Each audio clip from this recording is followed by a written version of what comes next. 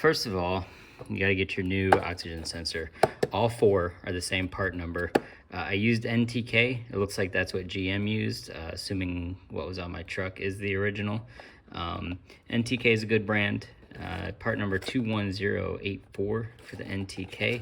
I believe there's AC Delco and Bosch as well. I also like Bosch, but this was cheaper, and it's still the OE brand as far as I know. And then the tools that I used, multiple extensions. That's because your oxygen sensors can get pretty deep down in the engine. Oxygen sensor wrench, this is imperative. Don't do the job without this. You need this. It's really cheap. I think this one's from AutoZone for a few bucks. Worth it. 3/8 inch ratchet, 1/2 inch ratchet. This is really just for the extra length to help with the braking, especially the ones under the truck. 10 millimeter open end wrench. Ratcheting saves your life. The 21, this I actually just put on the end of this to give it a little extra length again to break the oxygen sensor free. Flathead screwdrivers, these help to remove the clips from the wires. Small one is better, but if you need the length, I use the medium-sized one. Various adapters, and of course, I didn't put it in the setup here, but a torque wrench. That was really kind of it. It's a pretty basic job, although it can be irritating to break the oxygen sensor loose and maybe even get to them in many cases. I don't recommend using any PB blaster or lubricants to try and get them off. You don't want to mess with the sensors or get any fluids inside there because it can really goof things up. Anyways, you got 4 oxygen sensors altogether. You got 2 that are pre-cat, otherwise known as Upstream, and then you have 2 more that are post-cat, catalytic converter. Those are the Downstream. The Upstream are more performance-based. So from what I understand, the Upstream ones are what actually gives the mixture information to your truck. The Downstream just lets you know if there's something wrong with your catalytic converter. They recommend you replace it. Some said 90,000, some said 100,000. My truck's at 90,000, so this is really just preventative from my part. Anyways, it's a bit choppy, the video. I'm doing this by myself. It's hard to hold the camera and show you how I'm getting in there. So I do my best to try to explain how I get to most of these oxygen sensors. Just bear with me as we get through this, and hopefully you find this video helpful. Thanks. I'll show you where the bank 2, the driver's side one, is. Down here. You can see it in the focus, and then it wraps around, and it actually plugs in. There's the cable right here. So right here, this gray plastic, that's where it plugs into. Should be pretty simple. Gonna start off 10 millimeter to remove this cover, and then after you remove that, it should be a little bit easier to get to. You may be able to finagle without it, but it's pretty simple to remove it. I do it in another video. And all right, so I removed the cover, and I realized in the last clip I didn't show you bank 1. That's down here. Let's see if I can get to it from this angle. Nope, stand by.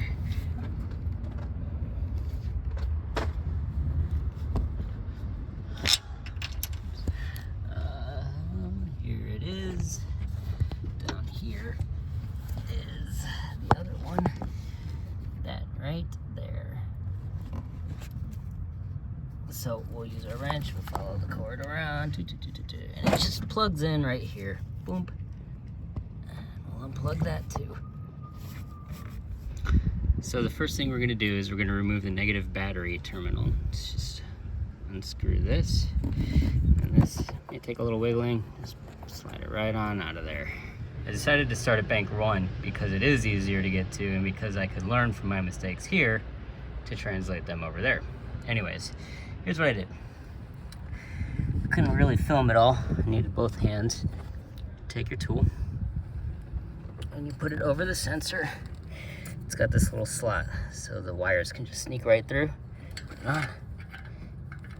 Okay, now the tool is on the sensor. what I did is I'm like, I'll take this. Got my wrench, my ratchet, my extensions, put them in, and I'll just turn it and it should loosen. Well, turns out this sucker is stuck, which makes sense because it's a lot of heat, because this is right on your exhaust manifold. There's a lot of heat in here. There should be like some anti-seize on there. I don't know. This is the stock one, I assume. So what I ended up doing was taking my breaker bar and pushed. It scared me a little bit. I thought I was gonna break something, but I pushed, and I heard pop. And as soon as I heard that pop, came out, and now she's hand tight. So, take my wrench off, go, and just unscrew it. Now. All right, so to remove the clip, it was a little difficult. It was in there pretty tight, again, but I was able to finagle it out. You push this clip, this white clip is pushed in. What you wanna do is you wanna push it out. Pop, like that. And then when you do, it loosens it, and you're able to wiggle this out and pull it out, and then voila, here's your old oxygen sensor. Should be a simple job, but everything just gets stuck in there so tight, so it makes it difficult sometimes. So there's your empty hole where the O2 sensor was, and your empty clip. All right, here is the old O2 sensor versus the new O2 sensor. Comes with a little cap to protect the sensor, and then there's also some anti-seize already put on the thread for you. All you gotta do is just remove this cap, and as I say, installation is the reverse of removal. Stand by, let's get back to the truck and I'll put it in. All right, so first thing I'm gonna do is I'm gonna install this into the hole. You wanna be careful, make sure not to shock this thing, you know, hit it hard against anything. Don't get any oil or fluids on it. This needs to stay dry in the exhaust. All you do is you put it on and clockwise screw it in. And then once it's screwed in, you'll take your wire. I noticed mine was between the dipstick and this cluster of wires. I'm gonna shove it back in there, put the clip back in, and don't forget, you wanna push, once it's in, you wanna push this in just to lock it back into place. All right, it's all snug back on there. Put the cable, the wire back behind the dipstick, the wraps underneath. And I did forget to mention when I was taking it off, there's a little clip right here that helps. All you gotta do, it's tough to see, but you press this, pops it off, the little clip, and then you can just pull it out, and it's a little slider right here that'll help you to be able to just have a little bit more room to finagle this off. When I put it back on, I put a little light bulb grease on just around the casing, just to make it a little easier next time. I didn't put any actually on the electrical connectors. But yeah, there is bank one on the passenger side of the truck. On to the challenge, which will be bank two on the driver's side. I'll see you there. All right, now we're back. We're back to bank two. I went ahead and I put the oxygen sensor socket on, wrench, whatever you want to call it.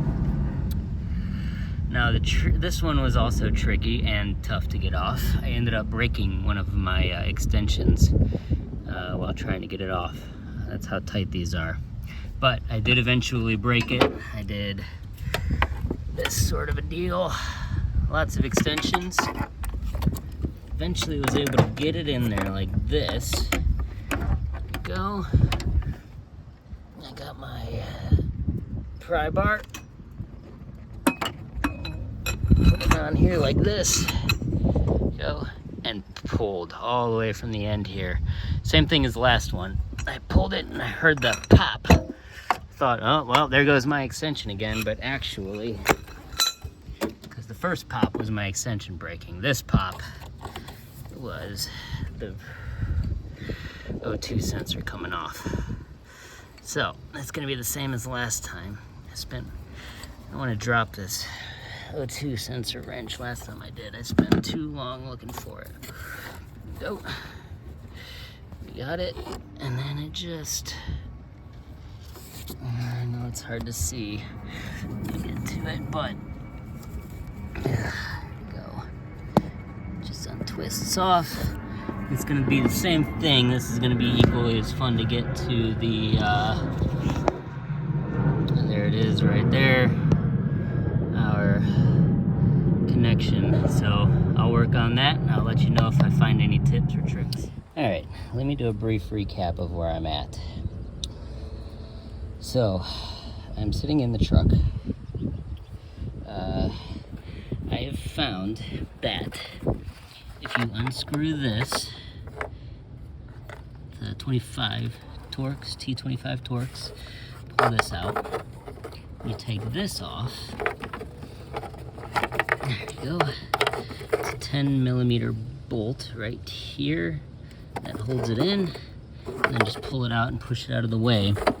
You actually get a little access hole where you can see, pardon the wildness of where this is, you can see your connector down in here. It's wiggling. It's the same thing as the other one. It's actually clipped to the wire with a black clip. So I looked down in there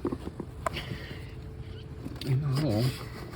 I was able to see where this was connected to the wire harness. I pulled the black clip out. Doggone it. I'm sorry, it's very difficult to see this. Stand by, let me get a light. Alright, got my light on. So, you see in this hole where this red clip unclipped from, where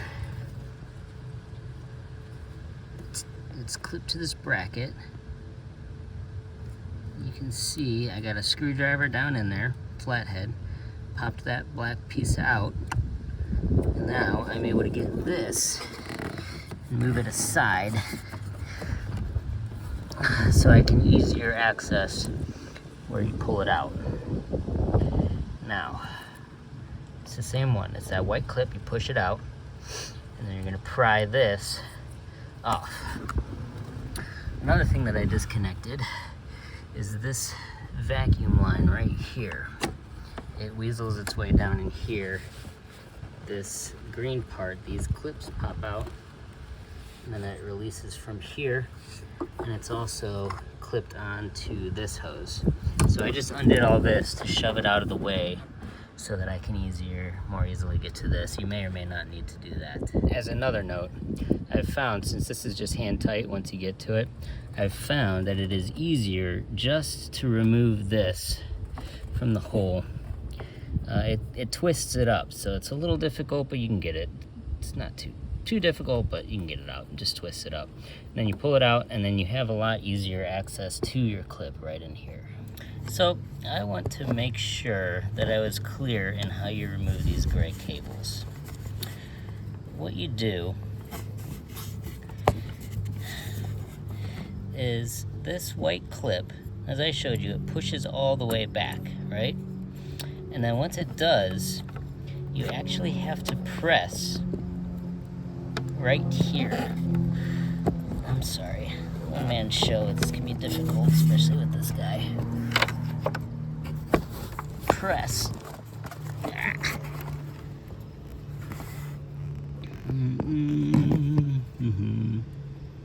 There we go. When you get it out, you pop this out. See, it closes in, or you pop it out, and then you actually have to press. Pretty difficult. You have to press on it in order for the other end to come out. I don't know. These clips are kind of a pain. I understand the genius, I suppose, maybe of them, but I don't know. They can be a pain. Anyways, I hope that's clear enough on how to get it out. I just wanted to make sure that I was clear. I kind of breezed by the first one. With that cap off, you can see the anti-seize on the thread that the manufacturer puts on. You do want to be careful. Sometimes when you take that cap off, you can get a little anti-seize on the sensor itself. Don't want to do that. And then another note, these, I believe, are the M18s. So they're going to get torqued to, it says 26 to 33 on the instructions. I'm just doing 31. It's a little bit on the upper end. Sounds like a good number to me. So I'll go ahead and get this one in.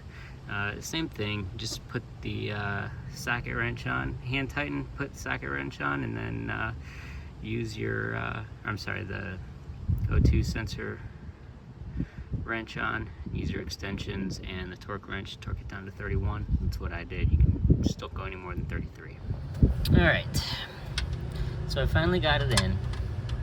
I went into step by step with you, all the things that I reconnected, just in case I forgot something. So I connected this back in after just putting these green things in and unclipping it. I clipped this hose back onto it, just like that, and it's open on this end. I don't know, I guess that's right. And then put this back in.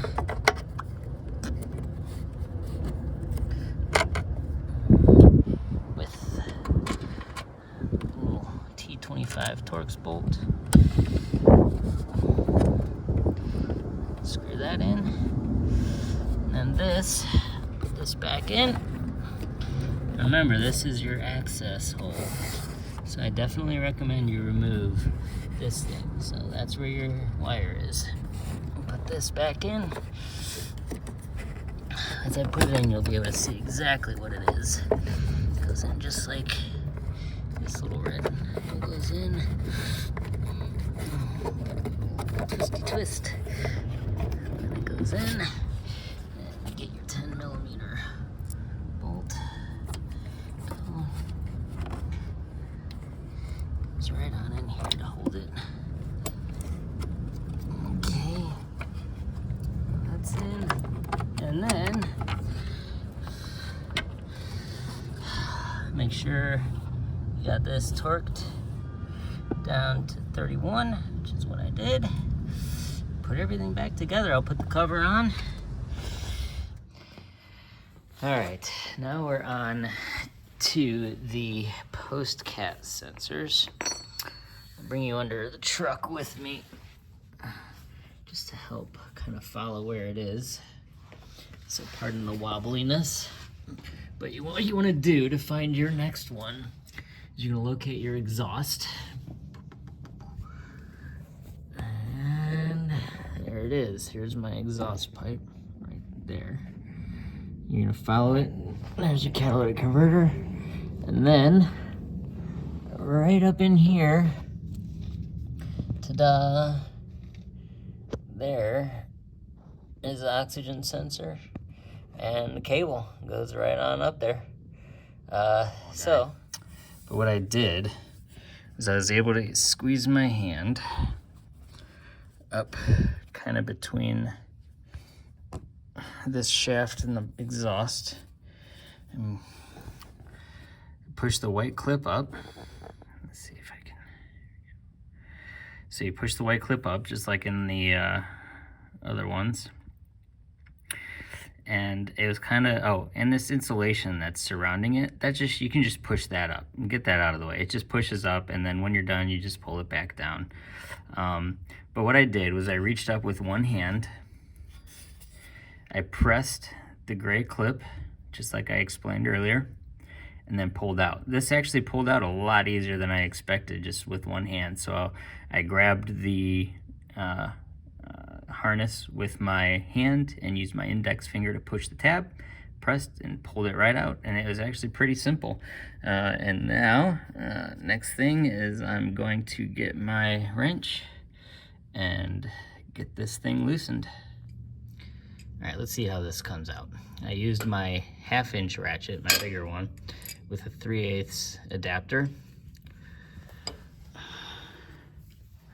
Put my oil filter wrench on. I'm sorry, O2 sensor wrench on.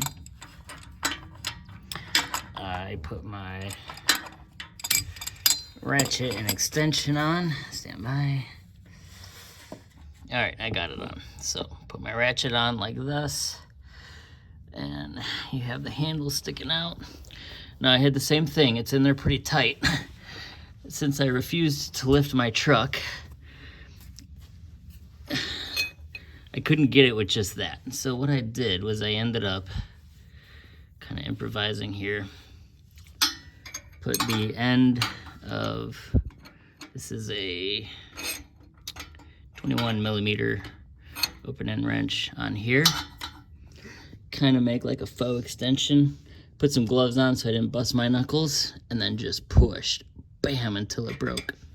One thing that I did note was this line here, I noticed I started to kind of hit up against and left a little dent. So be rid of that. What I did before I completely broke it, and before I completely broke the O2 sensor lock on, I actually just put my glove around it to protect it. It seemed to do okay to protect it, because you don't want to bust this, it's pretty soft metal, I think aluminum. You don't want to bust this line and then have a whole nother repair to have to deal with under here. So then, just as easy as you please, this will unscrew. Installation, reverse of removal. Got the new O2 sensor in. After I reviewed, I just made sure that this wire really is just kind of floating there. Got my, got my wire clip back in. Brought the insulation heat shield back down. Make sure it's covered, protected. Torqued it to 33, just like the last one. There's a good shot. And all should be good. On to bank 1, post cat. So this is the side I've been looking forward to, hoping for an easy job. There's the connector.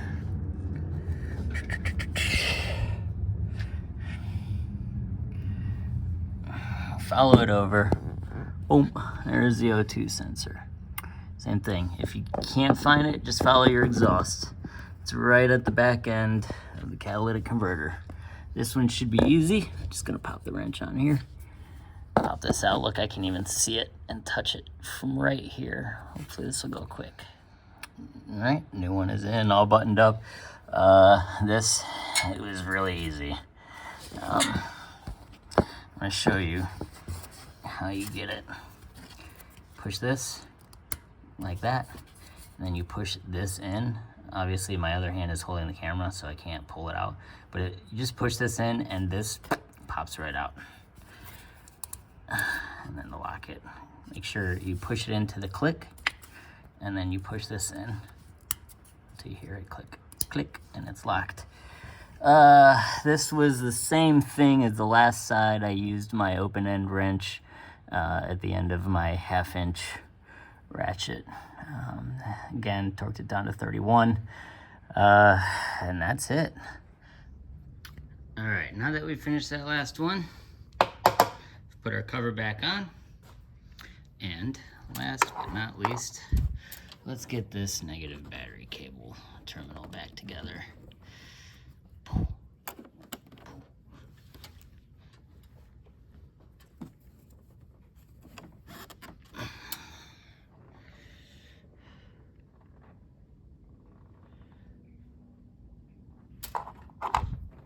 I will say, these ratcheting wrenches are the greatest thing ever. If you work on your cars, even semi-often, get a set of these. They're worth the investment. They can come through in a pinch very often. Now I prefer Craftsman. It's just easy to take it back. I'm not endorsed by them, unless you're listening, Craftsman. It's just easy to take it back. Their lifetime warranty just keeps me coming back. Every time I go somewhere, I buy Craftsman. I also kind of miss Sears. It's a good store. All right, here we go.